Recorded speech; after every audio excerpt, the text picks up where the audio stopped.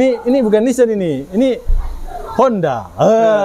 Kalau biasanya bunyinya agak nyaring, tak tak tak tak gitu, biasanya itu mobil itu bukannya stabil, malah kalau dia di rem dan juga di gas itu bodinya gini, Pak. Wow, itu serem. Mobil ini tidak memiliki busing di membernya. Yang sering kalah adalah ini, Pak. Terasa bunyi jegluk.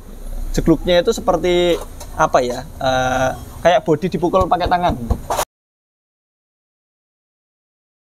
Assalamualaikum warahmatullahi wabarakatuh, Sobat Afidia. Selamat siang menjelang sore, hampir sore. Kita tepat di jam 15 kurang 10 menit ada di bengkel Motor bersama kawan-kawan yang masih terus memberikan kinerja terbaiknya untuk menyelesaikan pekerjaan di hari ini. Baik Sobat Afidia, kali ini kita akan membahas satu kendaraan yang mungkin bisa berbagi informasi buat kita semua, yang jenis kendaraannya tapi beda nih. Nah, ini ada Mas Ardi. Assalamualaikum warahmatullahi wabarakatuh, Mas Ardi. Waalaikumsalam warahmatullahi wabarakatuh, Pak Taufik. Dan juga Sobat Afidia. Udah 1 bulan nih saya nggak jumpa sama Pak Taufik.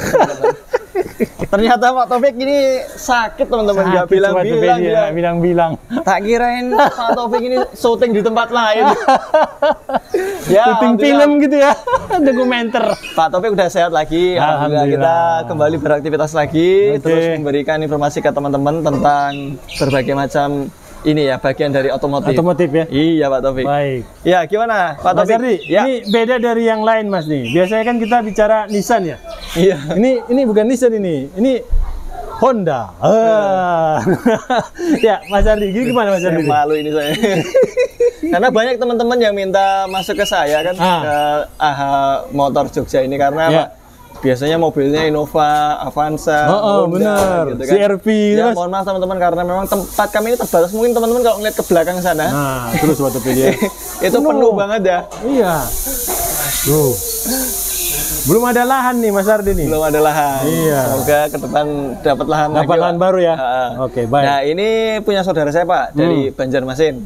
Ini DA nih Sobat Afidia nih. DA tuh. DA kan. Nah, ini langsung dia beli spare partnya ya kan, pokoknya minta tolong udah diberesin ini kaki-kaki mobil lah. Ini kan sebelum kita ganti ya kita harus seleksi dulu kan, kita cek dulu. Ini saya lagi ngecek, tadi udah sempat saya tes jalan, Pak. Memang kasusnya mobil ini kalau dia nabrak jalan jelek ya, melewati jalanan jelek kayak paving, jalanan berlubang agak dalam, terus polisi tidur, itu dia terasa bunyi jegluk. Jegluknya itu seperti apa ya, kayak bodi dipukul pakai tangan. Nggak sampai cering gitu ya, Bu? Nggak. Jadi bentuknya bunyinya itu lebih lunak. Jadi kalau bunyi lunak itu biasanya per karet-karetan. Ada karet ya? Ada karet yang dia oblak ya. Kalau biasanya bunyinya agak nyaring, tak tak tak tak gitu, biasanya itu link stabilizer, bunyi perbesian, ball joint. Nah, itu ball joint. Oh iya, ball joint suaranya ya. Betul. Tirut, itu oblak itu dia pasti bunyinya itu apa ya? Bunyi seperti besi ketemu besi lah. Kayak gitu. Kalau tadi lebih kepada gluk-gluk ya, kayak lower arm lah kalau itu. Kalau saya merasakannya itu. Ternyata begitu kita cek, ini customer saudara saya udah bawa banyak spare part ya, Pak. Ini tinggal pasang nih. Ya sebenarnya iya. Tapi sebenarnya belum dicek ya? Belum, dia udah beli duluan. Karena ngelihat di YouTube ya, jadi beberapa kaki-kaki mobil HR-V yang harus diganti apa saja. Kan nah ini apa aja nih? Lower arm ya, ini busingnya. Ini busing. Terus ini tirut. Ini tirut. Padahal tadi Mas bilang bunyinya tek tek tek, bukan cik cik apa, bukan besi ya? Duk ya, bukan yang klak klak klak klak, bukan itu. Nah, kalau klak klak klak biasanya ini. Nah, ini loh. Join Sobat Afidia. Nanti kita akan coba cek satu-satu ya, Pak ya. Di mobil. Terus ini ada, nah ini link stabilizer. Ada link stabilizernya ya. Terus ini dia beli rack end. Ini dari merek 555 ya. Oh iya, ini merek Faber. Ini dia beli juga nih bushing rack. Nah, yang model Teflon ya. Oh, Teflon itu, Mas. Ini Teflon. Oke. Nah, ini kalau kita saksikan di sini Pak Taufik, ini aku tadi udah ngecek ya sedikit. Kalau dari yang ternyata penyakitnya mirip sih sama kaki-kaki yang lainnya. Jadi kalau untuk mobil ini pertama kali kita tadi coba pukul ininya, peleknya kayak gini. Oke. Posisi nempel di sini, ini kalipernya dia kering. Nah, kalau kaliper kering itu biasanya lebih ke ini apa ya? Lebih ke bunyi ketika dia rem itu tidak diinjak.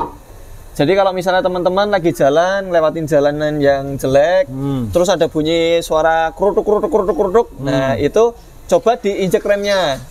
Kalau remnya diinjek, suaranya hilang. Ini dari sini nih. Ini namanya pin kaliper. Ini pin kaliper ini kalau dia kering, ini dia kan besi, Pak. Ya. Nah, ini biasa dia membentur ini apa namanya? Rumahan kaliper ini.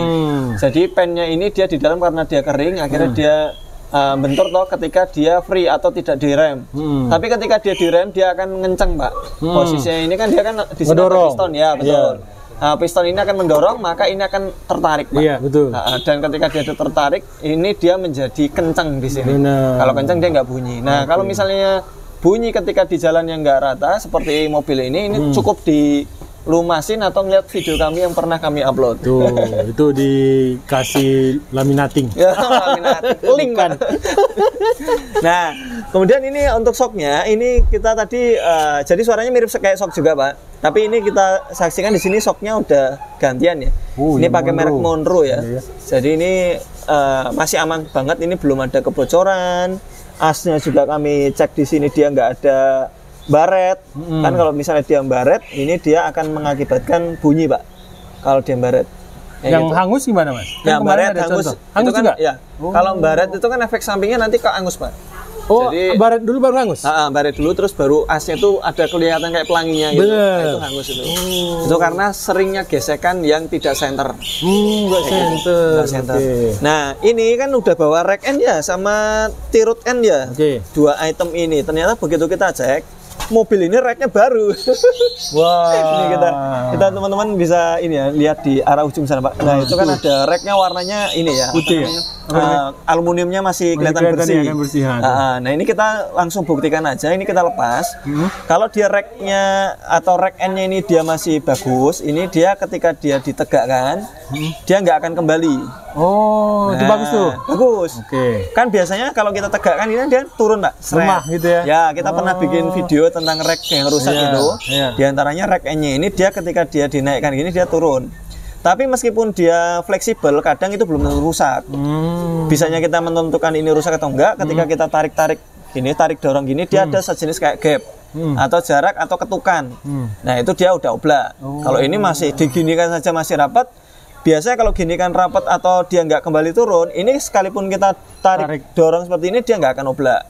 Karena dia posisinya di sana kencang, kayak gitu. Terus ini ada tirut end atau tirut ya kalau bahasa bengkelnya ya. Ini dia memiliki ball joint.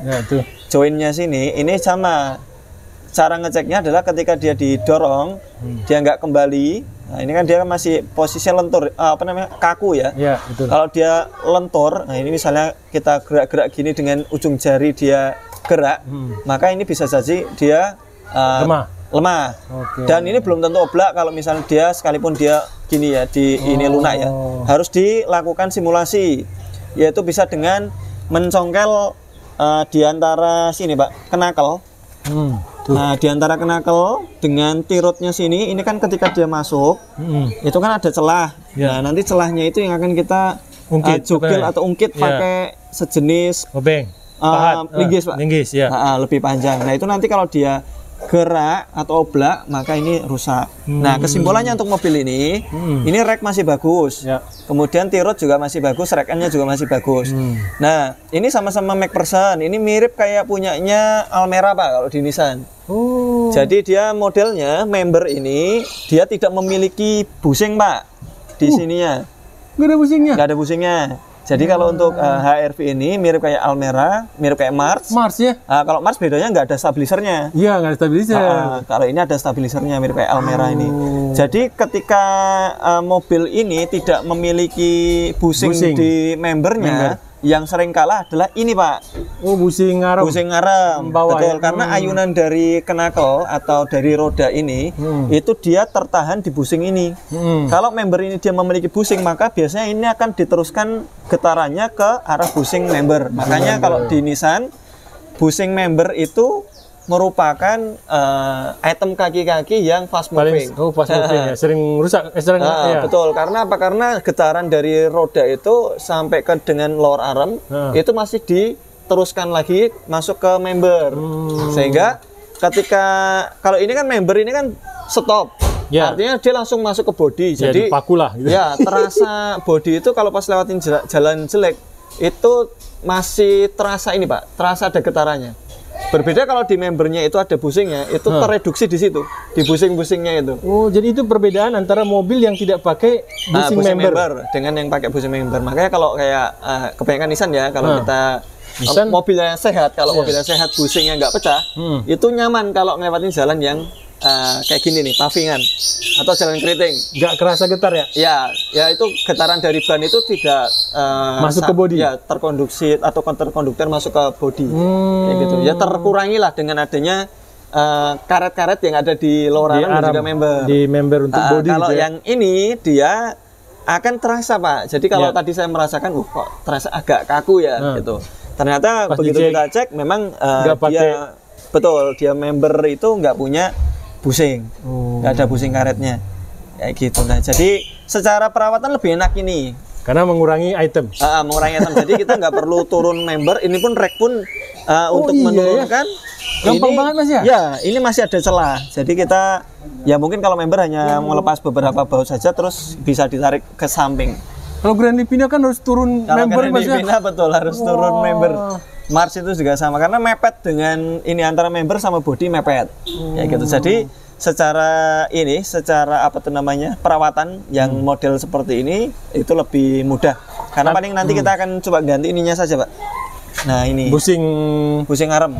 Nah, perhatikan ketika kita mengganti busing arm, perhatikan ini, Pak, posisi kupingan ininya. Kupingannya. Jadi ini kan kadang-kadang teman-teman bengkel itu ya beberapa yang nggak titen atau nggak terlalu ini memperhatikan ya.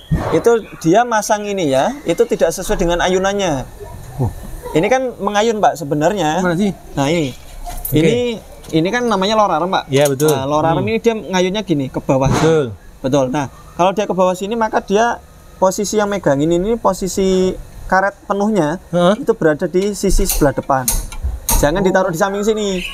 Kalau saya taruh samping sini, dia ayunannya itu mengkonsumsi ininya, Pak, busingnya.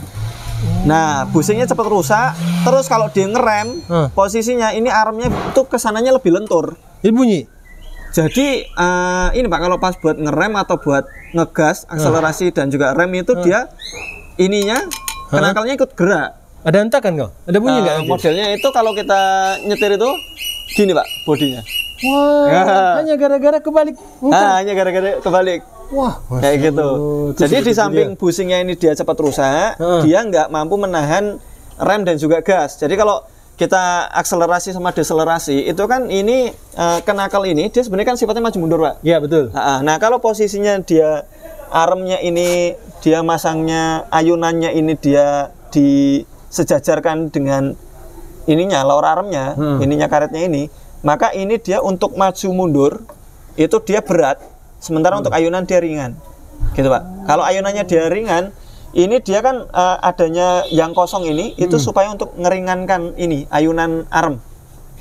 Kalau misalnya ini kebalik, ini posisi karetnya kayak gini, nah ini kan harusnya kan gini ya. Nah, ini gini ya. Yang mana nih? Nah, ini kan harusnya gini. Ya, kalau dia gini, seret. Nah, ini ayunannya keras. Tapi maju mundurnya enteng. Nah, padahal kebalikannya harusnya ya. Harusnya kebalikannya. Nah, itu kalau dia maju mundurnya itu enteng, itu kalau mobil misalnya habis ganti, mungkin teman-teman ada yang pernah menjumpai habis ganti busing lower arm, mobil itu bukannya stabil, malah kalau dia di rem dan juga digas itu bodinya gini, Pak. Wow, itu serem. Itu kita pernah dapetin customer mengeluhkan kayak gitu. Kayak gitu. Waduh, ilmu baru Sobat Topedia. Ini bukan sesuatu yang ini variasi kali ya, belok kiri belok kanan. Jadi ya lebih amannya gini, misalnya kita dapetin hal seperti itu ya kita mainnya bagian yang karet yang kosong ini sebagai ayunan. Oh. Ayunan ini adalah sebagai pegangannya. Iya, penahannya ya. Penahannya, kiri, betul. belakang ya. Jadi untuk dorongan depan, ya tiga tergantung ini Pak, bentuk lower armnya. Jadi kita perhatikannya bentuk lower armnya. Tapi kalau misalnya lower armnya masih baru original, ya karena kalau ori kan nggak semuanya jual bushingnya Pak. Kebanyakan alternatif part yang jual bushingnya kayak gini. Kalau kita ke Honda pun mungkin ya di Honda nggak jual kayak gini.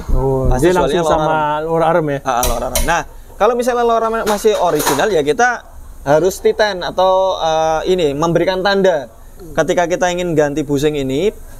Perhatikan posisi di mana kupingannya. Ini ada kupingan cenilan nih Pak. Cenilan ini dia pasti di sini akan kosong dan di sini akan isi. Nah, di mana dia letak isinya, di mana letak kosongnya. Jangan sampai kebalik. Karena ini mempengaruhi kestabilan mobil. Wow. Jadi jangan-jangan gara-gara ganti ini bukannya mobilnya jadi jadi bagus, enak, malah jadi sompoyongan mobil ya. Sompoyongan. Kayak gitu. Nah,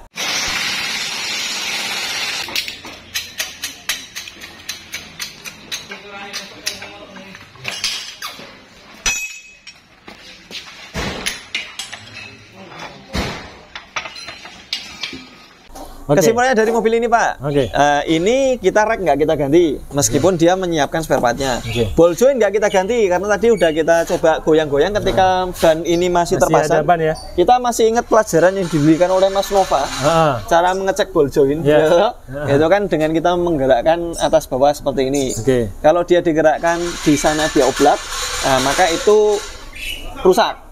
Meskipun oblaknya kecil, karena goyangan tangan. Kalau dengan goyangan mobil tentu lebih besar dampaknya, bisa menimbulkan bunyi bahkan ketidakstabilan ketika sedang berjalan. Kayak gitu. Kalau ini tadi udah kita sampai oklek-oklek dengan linggis, ini masih kuat, masih oke, masih kuat.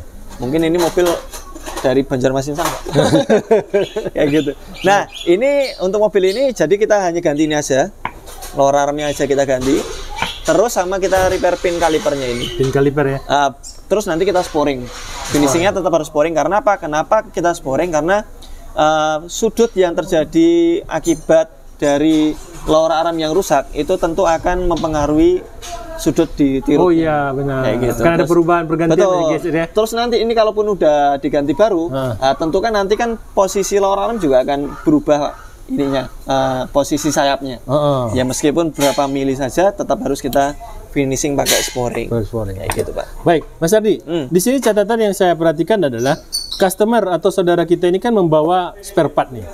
Dan ternyata sudah dibeli. Dan ini kan nggak bisa barang kembali nih. Betul Pak. Nah, ini gimana nih buat saudara-saudara kita yang lain yang biasa mengerjakan seperti ini?